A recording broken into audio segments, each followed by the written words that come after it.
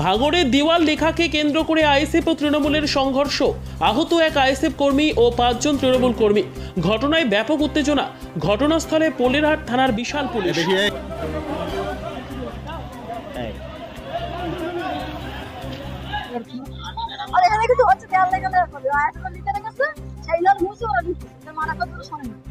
কিন্তু আমাদের যে দেয়ালগুলো চুনটানা ছিল বা আইএসএফ বলে লেখা ছিল সেইটা মুছে দিয়ে তার উপরে লিখছে। আইএসএফের কিছু দুষ্কৃতী তারা এসে হঠাৎ এসেই বলছে দেয়াল মোচ বলে মারধর শুরু করে দেয়। একটা দেওয়াল লেখাকে কেন্দ্র করে তৃণমূল যদি এখন এই জিনিস শুরু করে তাহলে মানুষের প্রতিরোধ যে জায়গায় যাবে তৃণমূল সামলাতে পারবে। এমনকি আইএসএফের একজনকে মারধর করা হয়েছে আপনাদের বিরুদ্ধে। দেখুন ওরা হচ্ছে কত বড় নাটকবাজ, তা আপনারা ইলেকট্রিক মিডিয়ার মাধ্যমে বারবার দেখেছেন, আজকেরও তার নজিরবিহীন ঘটনা। আমরা আইনের কাছে সুবিচার চাইতে এসেছি। সবার মনোভাব যদি এরকমটা না হয় তাহলে কিন্তু ভাঙড় অন্য কথা বলা শুরু করবে, সেটা সামলানো মুশকিল হয়ে যাবে। এই ঘটনাটি ঘটেছে দক্ষিণ 24 পরগনা জেলার ভাঙড় 2 নম্বর ব্লকের বাগানহাইট এলাকায়। স্থানীয় সূত্রে জানা যায়, দেওয়াল লেখাকে কেন্দ্র করে আইএসএফ ও তৃণমূলের মধ্যে একটি সংঘর্ষ হয়, আর সেই সংঘর্ষের ঘটনায় আহত হয় 5 জন তৃণমূল কর্মী ও 1 জন আইএসএফ কর্মী। এই ঘটনায় ব্যাপক উত্তেজনা ছড়ায় ওই এলাকায়। খবর পেয়ে ঘটনাস্থলে আসে পোলেরহাট থানার বিশাল পুলিশ।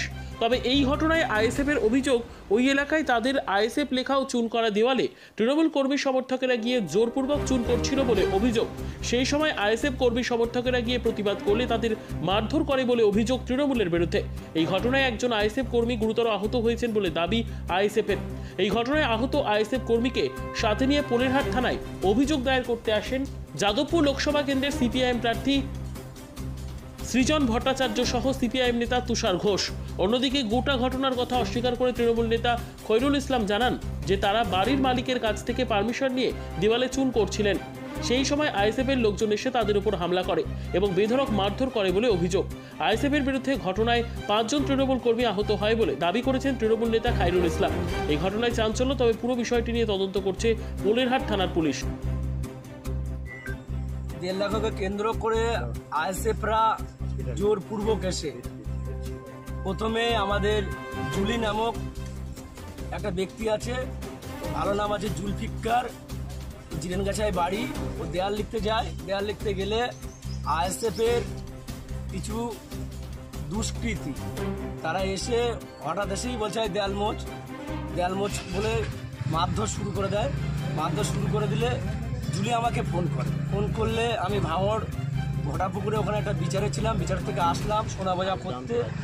আসার সঙ্গে ওখানে মহিলাদের লেলিয়ে দিয়ে ইট পাথর ছোড়া এবং হতাশা সৃষ্টি করে এবং অকথ্য ভাষায় মহিলারা গালিগালাজ করে। এইভাবে গালিগালাজ করতে করতে আমাদের 4-5 জন ছেলেকে বেধড়ক ঘিরে মারধর করে। কজন আহত হয়েছে? আমাদের আহত 5-6 জন হয়েছে। তো হসপিটালে আছে, হসপিটালে চিকিৎসা চলছে। দেখুন, আমরা দেয়াল লিখি যার বাড়ি তাকে পারমিশন নিয়ে আমরা সারা সমগ্র ভগবানপুর অঞ্চলে দেয়াল লিখতে গেলে তার বাড়ির পারমিশন নিই, সেই পারমিশনটা আমাদের আছে। দেখুন, রেজাউল মল্লিক ওনার বাড়ি, ওনার বাড়ি বাবার নাম হচ্ছে ফকির মল্লিক লেক, ওনার বাড়ি জিরেনগাছায়। ওনার দেয়ালকে লেখা হচ্ছিল, সেই পারমিশন আমাদের আছে। এমনকি আইএসএফের একজনকে মারধর করা হয়েছে আপনাদের বিরুদ্ধে অভিযোগ। দেখুন ওরা হচ্ছে কত বড় নাটকবাজ, তা আপনারা ইলেকট্রিক মিডিয়ার মাধ্যমে বারবার দেখেছেন, আজকেরও তার নজিরবিহীন ঘটনা। ভগবানপুর জিপি জিরেনগাছা বাগানহাইট একটা দেওয়াল লেখাকে কেন্দ্র করে অপ্রয়োজনে একজন আইএসএফ কর্মী তার মাথা ফাটিয়ে দেওয়ার চেষ্টা করেছে তৃণমূল কংগ্রেস। 2টো সেলাই পড়েছে। রাজিবউদ্দিন মোল্লা,